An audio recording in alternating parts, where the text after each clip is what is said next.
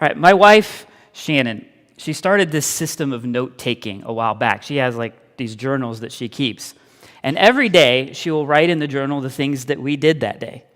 And she was just telling me yesterday, man, our lives have been boring this year, Aaron. We need to do some things that are a little bit more exciting. But she keeps that there so that we have a record of our memories and so that we can go back, when we're in our senior years and we're sitting there on the couch and we can see everything that we did and we can watch how our kids grew up and just keep a record of what happened. And she even puts the weather on there. I don't know why, but she'll put 90 degrees today and sunny. And so every once in a while, somebody on Facebook will say, today has been so much colder in June than it has ever been before. And Shannon will open up her journal and say, no, it was this cold last year too. And someone will be like, no, this is the hottest July that's ever happened. And Shannon will be like, no, it was hotter last July. And so she just looks at this and says, people keep thinking that these things are out of the ordinary or unexpected, but they're not. They're the very same things that happen year in and year out. It's a pattern. So it's a pretty cool idea, but one thing I've learned from it is just how predictable we are. One day we went to the theater. We hardly ever go to the theater, maybe once or twice a year, but we decided, let's go see a movie. So, we went to Regal in Fort Wayne and watched a movie, and we came home and we sat down and she got out her journal and she's starting to write. She says, Aaron, do you know what we did on this day last year? I was like, I don't know. What did we do? We went to the Regal Theater and watched a movie.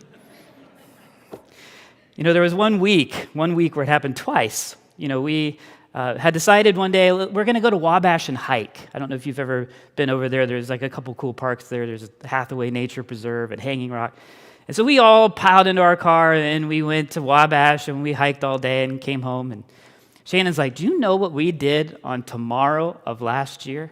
I was like, what did we do? She's like, we went to Wabash and hiked. I was like, okay.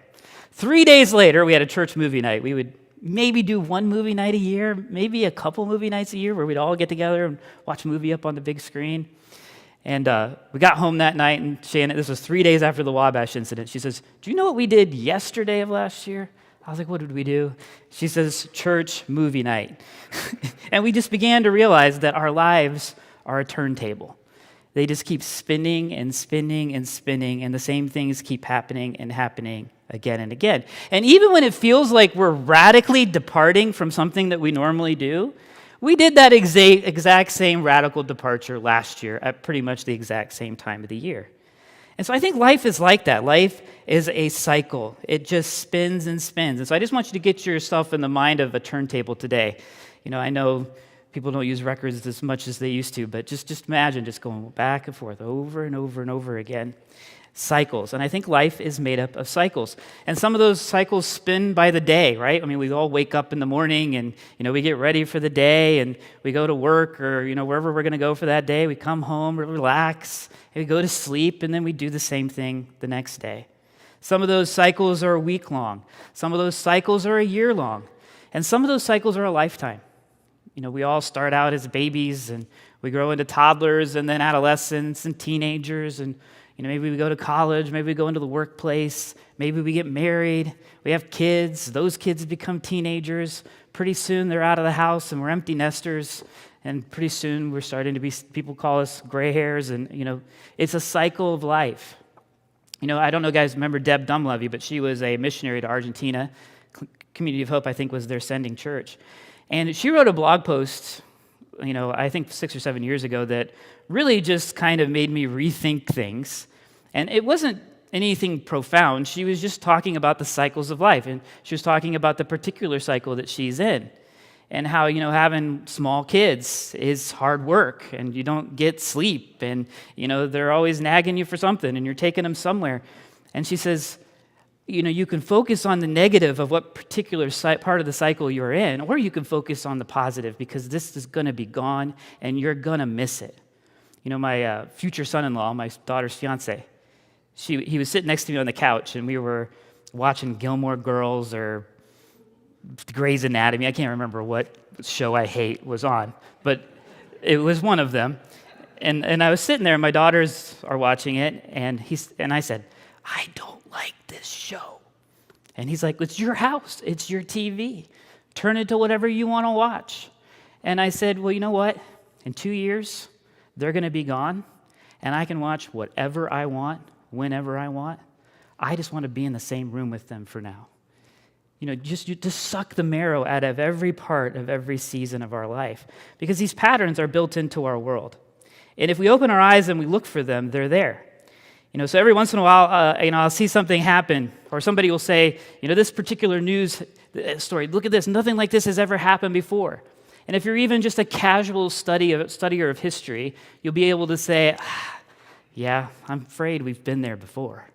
This has happened before. There's nothing new under the sun, like the author of Ecclesiastes says. And this is especially true with regard to the end times that we're going to be talking about over the next couple of Sundays here. Every generation over the past 2,000 years, there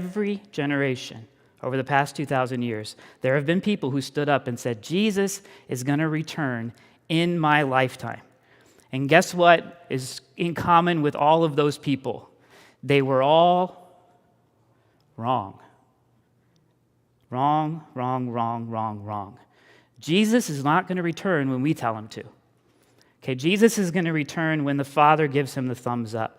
And that's only going to happen when the full number of people that are supposed to come to know the Lord come to know the Lord. Peter addresses this in 2 Peter 3. He's like, why is it taking so long? Why is it taking so long? And he says, you know what? First of all, with the Lord, the day is like 1,000 years, and 1,000 years are like a day. God doesn't reckon time like we do. And second, God is patient with you. He doesn't want anyone to perish, but every single person to come to repentance. And there we see the heart of God. God wants people to come to know him, and that's why he hasn't returned yet. He's waiting for that full number. But in the meantime, we learn here in the Olivet Discourse and in other parts of Scripture that there's going to be this cycle that's going to continue to spin. There's going to be this pattern of woe. And it's going to happen in the church age that we live in now, and I believe there's going to be one last round, one last turn of the turntable, and a period that we call the tribulation. The tribulation just means suffering. It's going to be a period of hard time, I believe, that is still future, where one last cycle of woe is going to happen. So it's easy to say, oh man, there's this huge earthquake. Jesus is coming soon. Or look at how many false teachers are out there in the world. Jesus is going to be here tomorrow. Or we can look at the immorality or the decay of culture, and we can say, surely this is it. But Jesus says there will be no mistaking the end.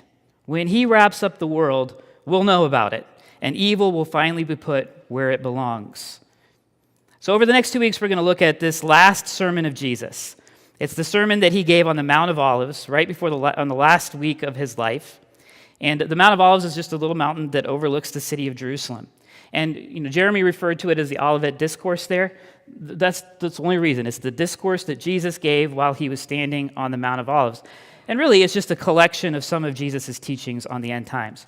So over the next 2 weeks, we're going to get a glimpse into the future. We're also going to get a glimpse into our present. And ultimately, and here's where I want you to hear me very clearly, we want to know how Jesus wants us to live now. Because the end times is interesting. But the end times is really meant to tell us how to live now. We need to persevere.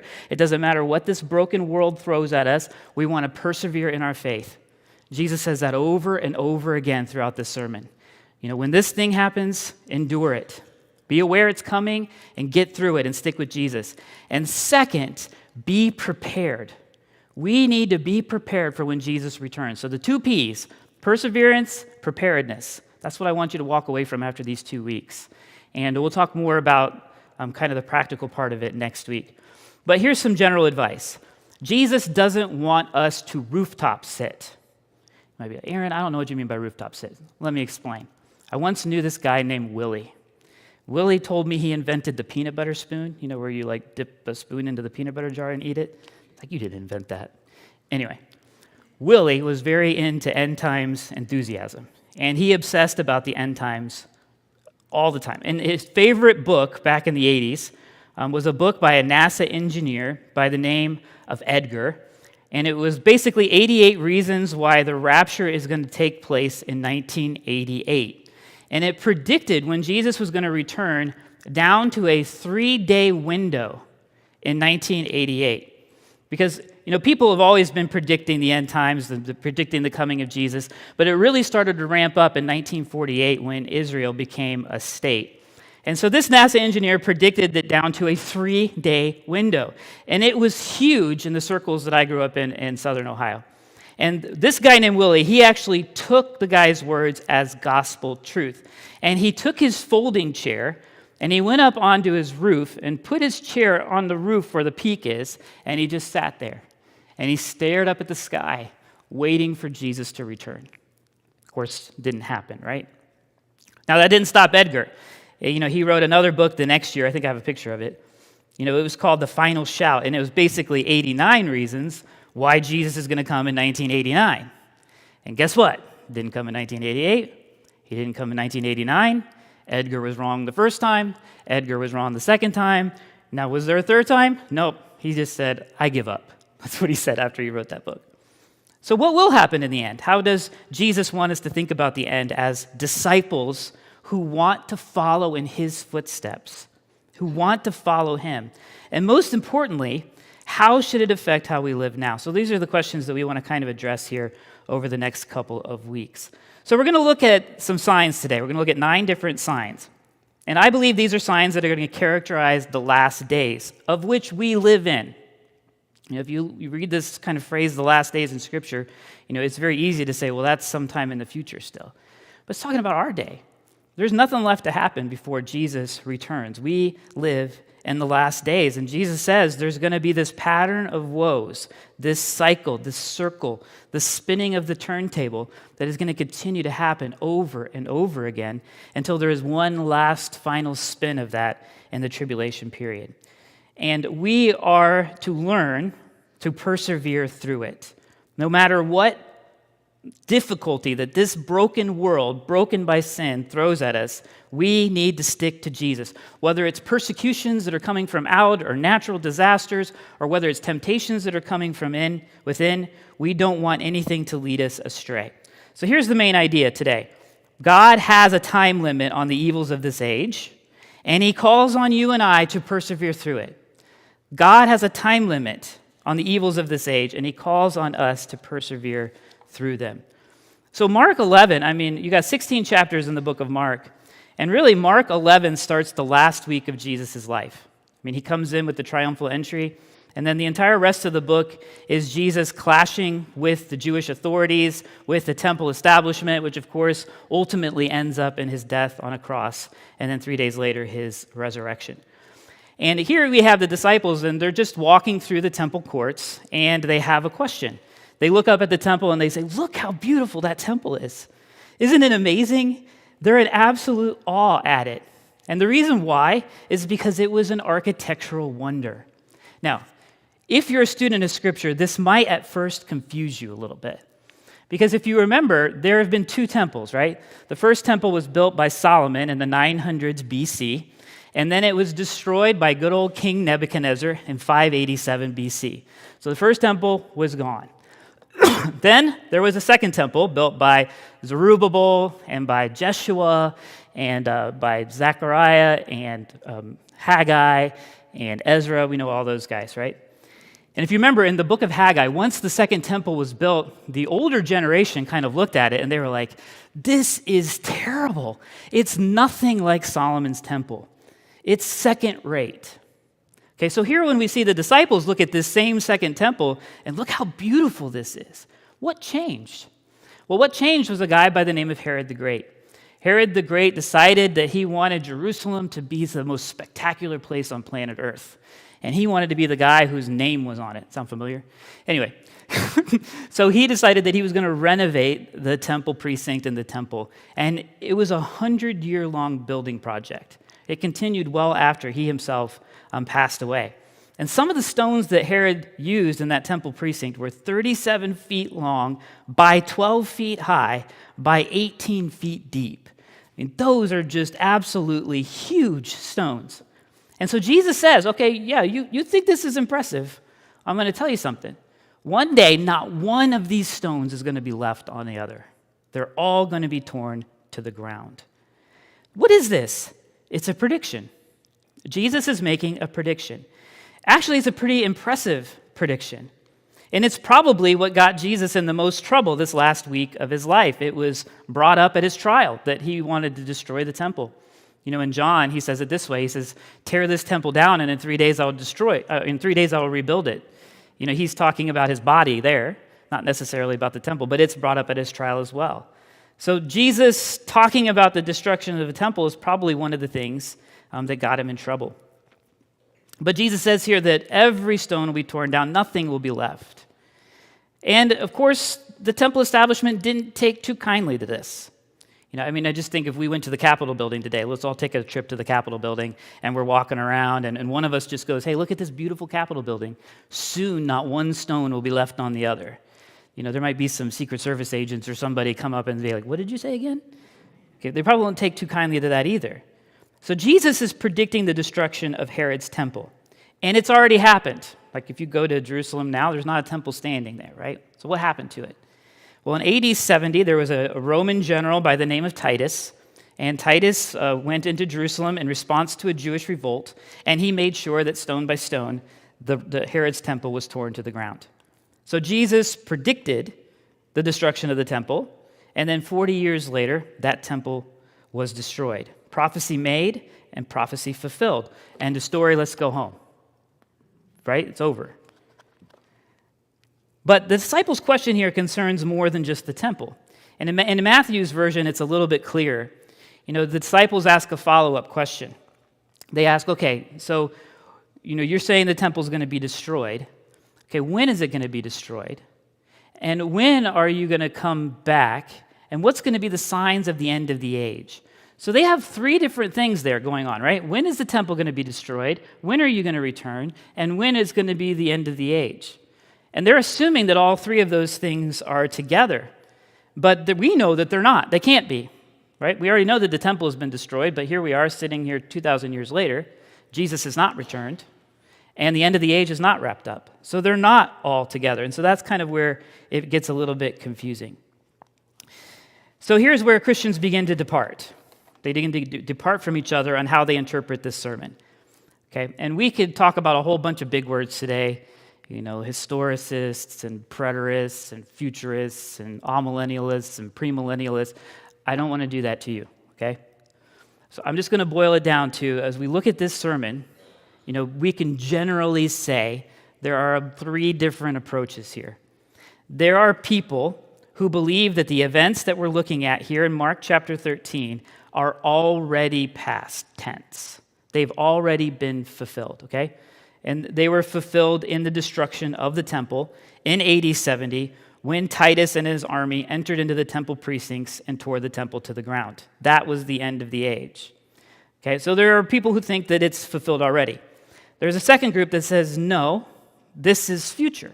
This is about a time that still hasn't happened yet. And then there are a third group, which I belong to, and I think that both events are being talked about here together. Jesus is making a prediction about the destruction of the temple, but he's also going to address their follow-up question about what are going to be some signs of your return and of the end of the age. And so I think that Jesus is talking about both of these time periods together.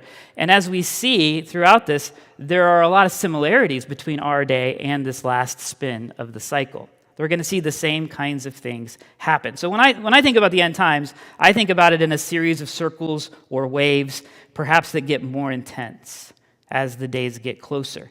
And each one foreshadows that last cycle or that last wave that's going to come in the end that we call the tribulation period. So I'm not an either-or kind of guy. This is all past. This is all future. I think it's both and. And I remember when I was an idealistic 26-year-old, I thought, well, everybody's going to like that. And I've learned over the 20 years of ministry, nobody likes that. So, oh well.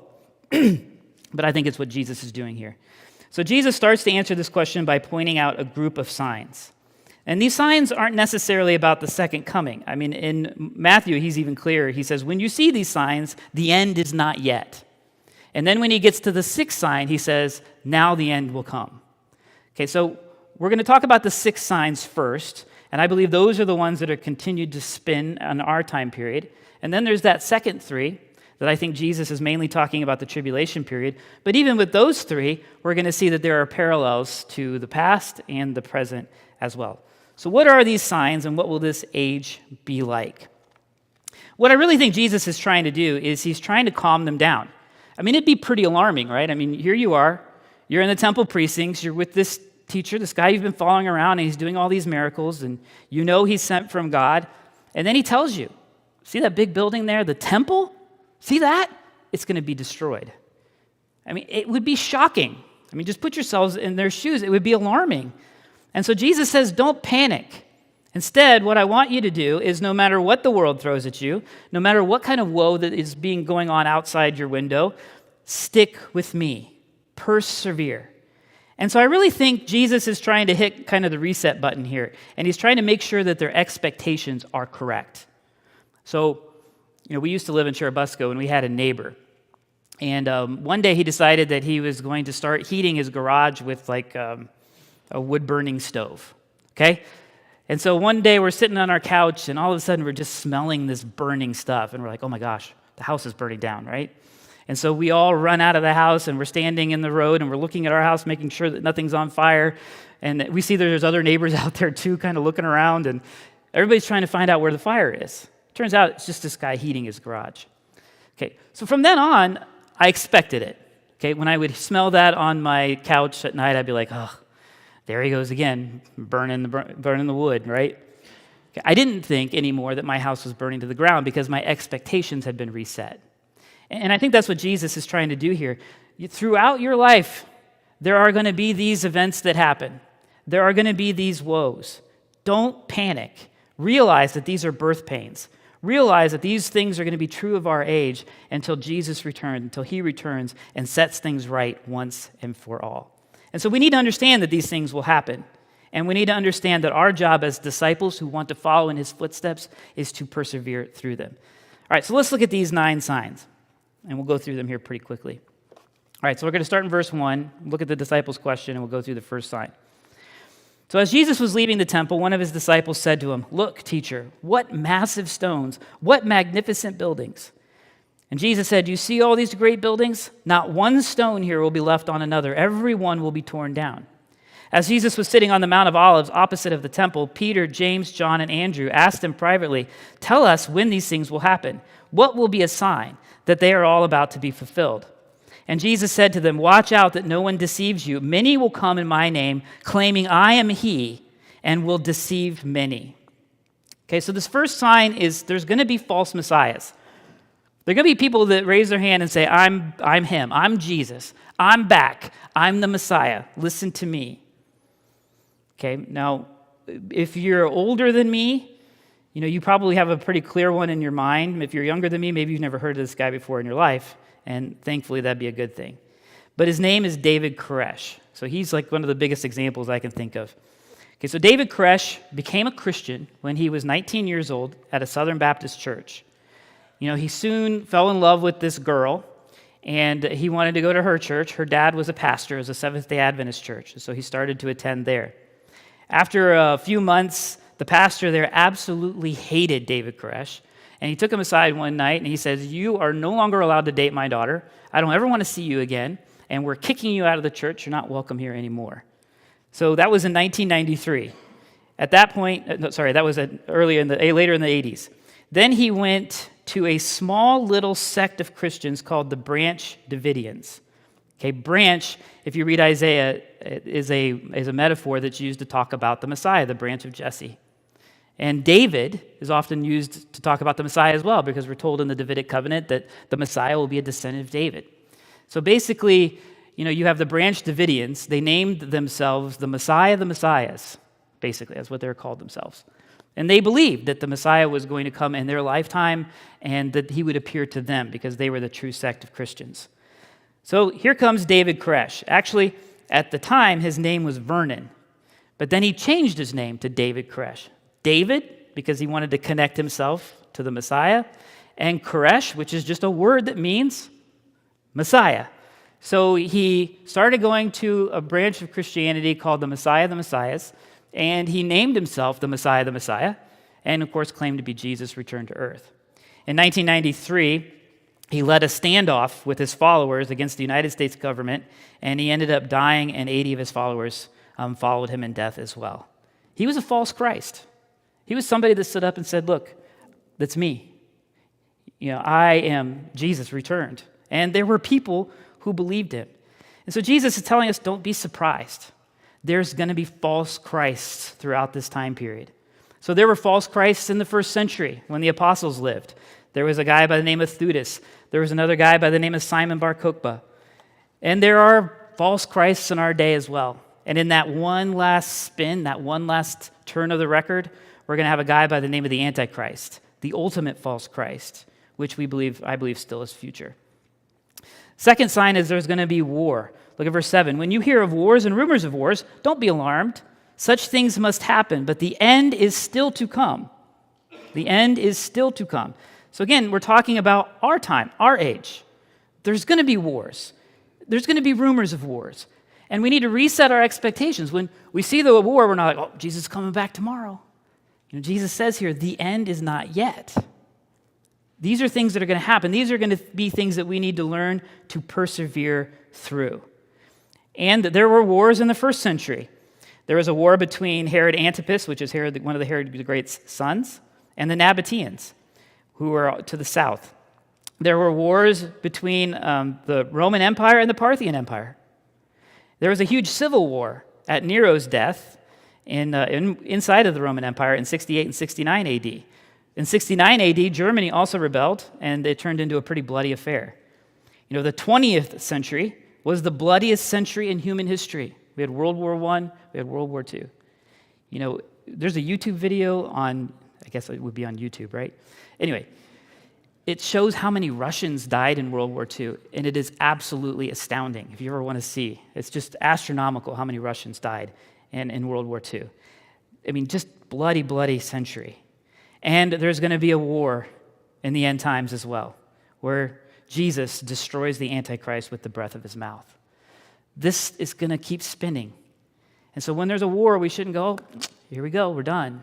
We should remember that, yes, we live in the last days, and there's going to be trouble, and Jesus wants me to persevere through that trouble. There's going to be international strife. Look at verse 8. Nation will rise up against nation, and kingdom will rise up against kingdom. So this would include war, I think, but also just misunderstandings between nations and strife between nations.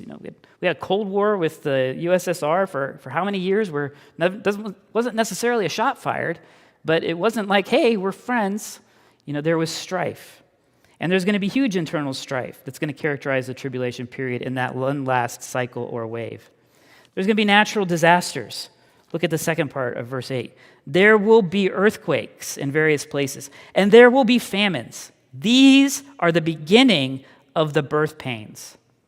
Okay, so famines and earthquakes, I think, are just a sample of the natural disasters that are going to occur. We got tsunamis, and we've got floods and hurricanes. And so Jesus says there's going to be natural disasters.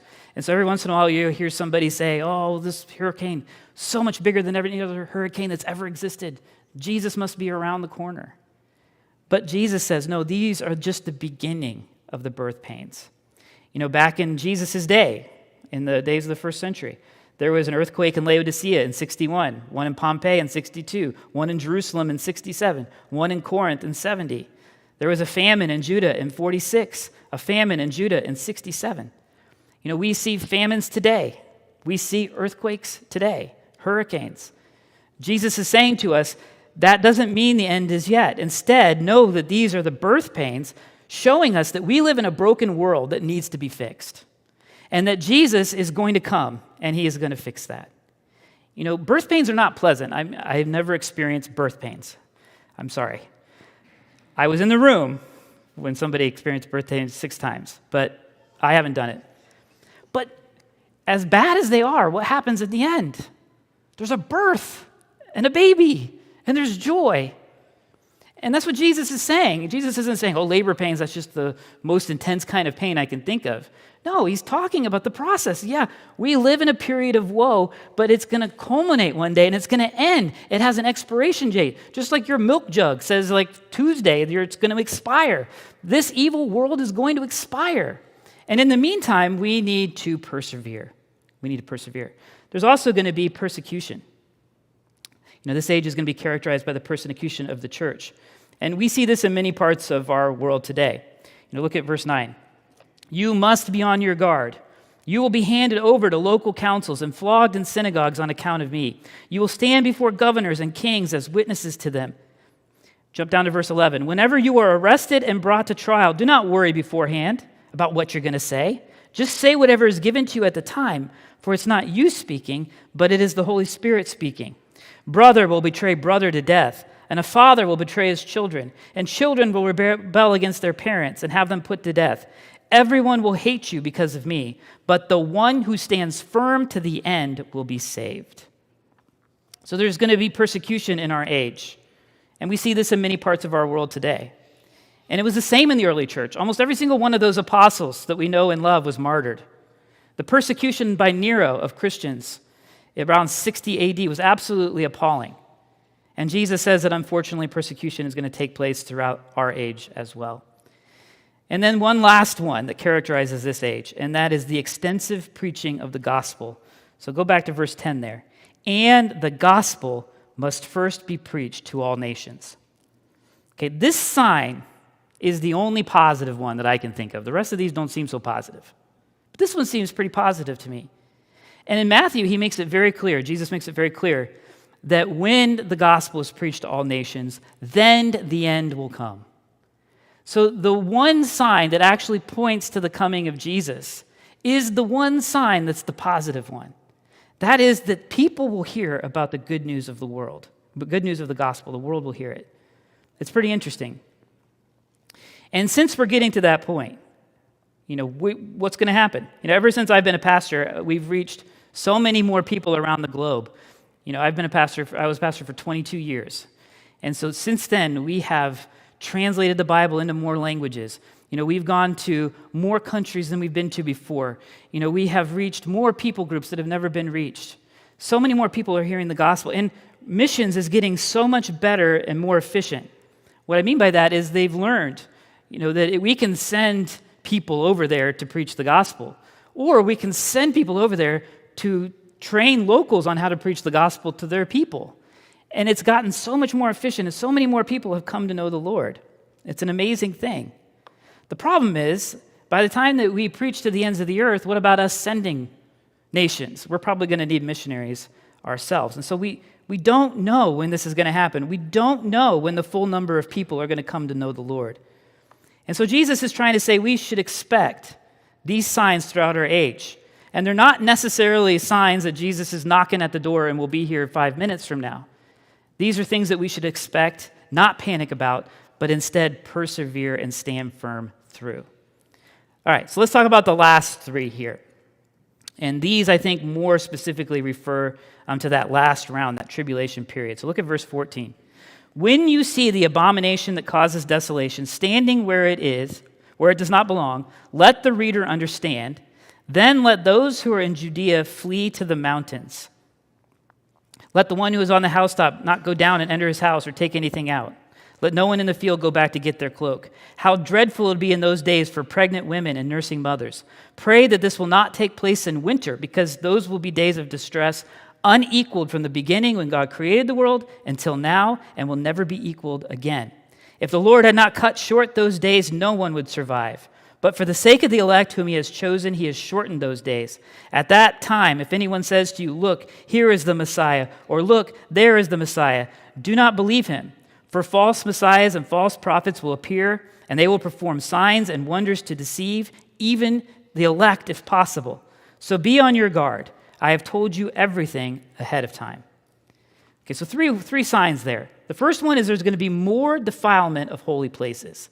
Unbelievers and arrogant rulers will defile holy places. And I think the temple of God here is in mind the most. People will defile the temple. All right, so we need to kind of do another little history jaunt here, because this starts way back in the Old Testament. So we know Daniel was a prophet, right? Lion's den, that guy. And in chapter 7 of Daniel, and in chapter 9 of Daniel, and in chapter 11 of Daniel, he predicts this same thing. He says that there's going to be an abomination that causes desolation in the temple. And in one of those, perhaps two of those, some people even believe in all three of those, that prophecy was already fulfilled in 167 BC with a guy by the name of Antiochus IV Epiphanes.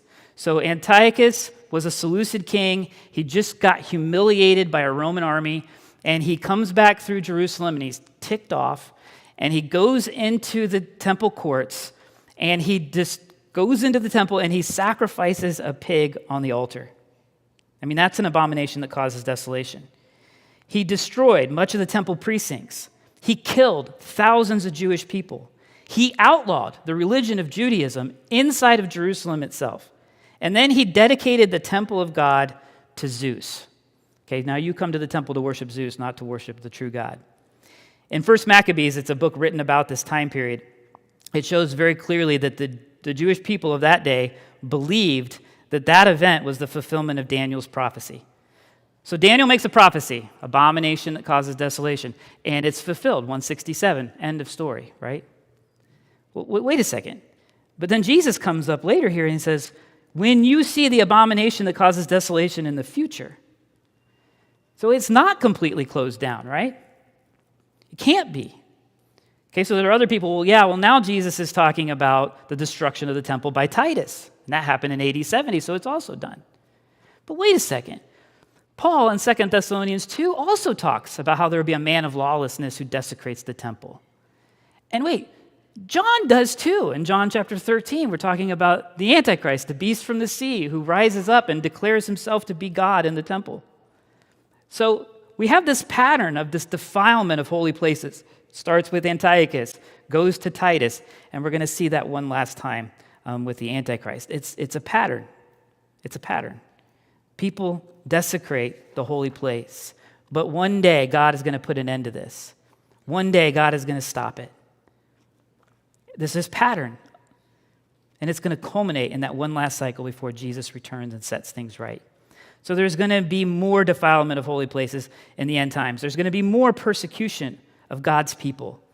You know, he says when this time period happens, run. Get out of Dodge.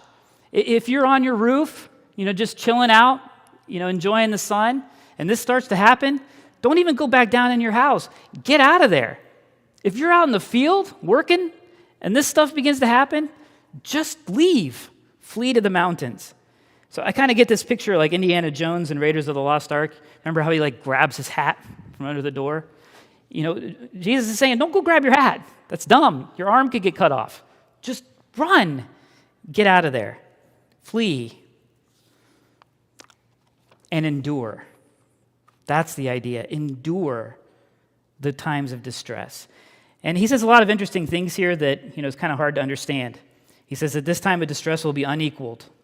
Nothing like it will have ever happened before, and nothing like it will ever happen again. And he says this, and if God had not cut short those days, no one would have survived. But that he cuts short those days for the sake of his elect.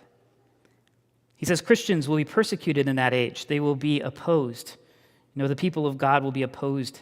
It's something that has happened in the past. It is something that currently is happening, and it is something that will happen even more so in that one last turn of the record. And there's going to be even more false teaching. False gospels, false messiahs, people saying, no, that's wrong, you got to believe me. Don't listen to that. Here is the Christ, there is the Christ. And he says they'll even perform signs and miracles that are going to be so convincing that if it was possible, they could even deceive genuine Christians. And all of this will culminate in the last days when the Antichrist comes, whom we're also told will do miracles, and will actually even be miraculously healed himself, and he will deceive many people, leading them away from Christ. So these are the signs. How should we respond? We're going to talk a little bit about it here for a second, but I'm going to spend most of my time next week talking about it. Perseverance and preparedness, that's how. We should understand this age is going to be difficult. So we need to set our expectations. I think there's just a general idea out there. I don't know where it comes from. If I'm a Christian, nothing bad will ever happen to me again. God is going to take care of my every need. And I'm going to live in luxury, and I shouldn't have any problems, and I should never get sick.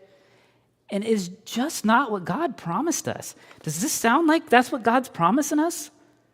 As we look at these 9 signs, God says that there's going to be difficulty. Jesus says that these woes are going to happen throughout our life. We need to reset our expectations.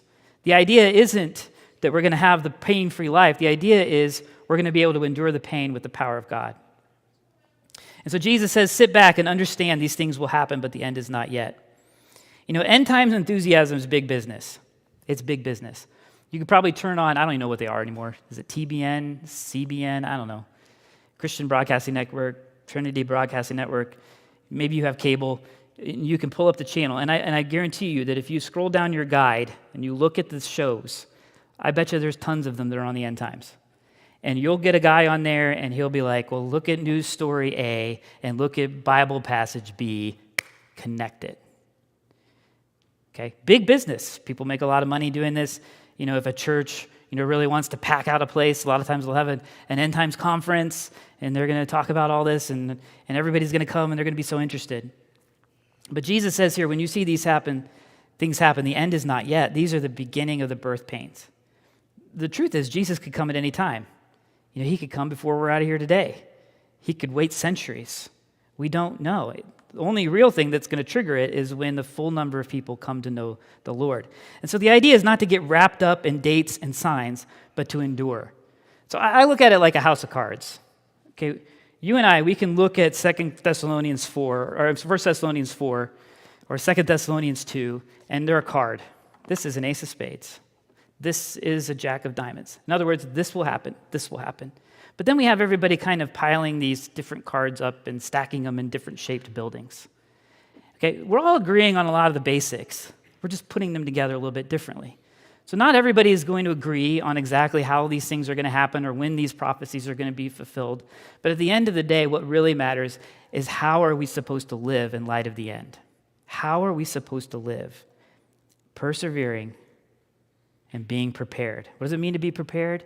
It means to be doing the things that Jesus wants us to do. When he comes back, we don't want to be found sleeping. We want to be found being about his mission. We don't want to be found in our folding chair on top of the roof, staring at the sky. We want to be found doing the things that Jesus has told us to do. And so that leads me to the last thing I want to say. We should live for Jesus no matter what. So there's this little girl, and she told a story about her and her mom. They were out late one night, and they came home. It's like 11 o'clock at night, and they forgot their keys. So like, how are we going to get in? So they ring the doorbell. Nothing happens. So they walk over to the living room window, and there's the dad and the college-age brother and the little sister, and they're all sleeping in the chairs and on the couch in the living room, and the TV is on. Oh, they're asleep. So they go, okay, so we'll go, and they knock on the door, they knock on the back door, they actually go to the living room and pound on the window, and they're all just sleeping.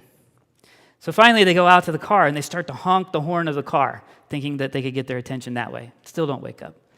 So finally they pull out their cell phone, and they call, and sure enough, it wakes up the college-age brother, and he goes and he lets them in. So this little girl, she walks into the living room, and she puts a blanket really nicely over her dad, while he's sleeping, and she goes over and she turns the TV off. Immediately, the dad wakes up, and he's like, why'd you turn that off? I was watching that. It's like, no, you weren't. We don't want to be found sleeping when Jesus comes back. We want to be found alert. We don't want to set up shop on our rooftop and wait for Jesus. We want to actively be being about his business. And this is a theme over and over through Scripture. Romans 13, Paul says this, understand the present time.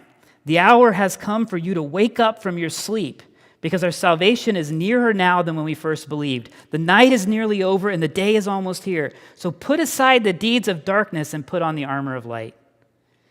Paul says this way in Titus 2, for the grace of God teaches us to say no to ungodliness and worldliness, and to live self-controlled, upright, and godly lives in this present age while we wait for the blessed hope, the glorious appearing of our great God and Savior, Jesus Christ. Peter says it this way in 1 Peter 4, the end of all things is near. Therefore, be clear-minded and self-controlled and pray. Above all, love each other deeply because love covers over a multitude of sins. So all of them are in agreement. Yeah, all this stuff is going to happen. And yeah, evil has an expiration date. And yeah, Jesus is going to return. How do you be ready? Live the way Jesus wants you to live. That's how. Walk in his footsteps.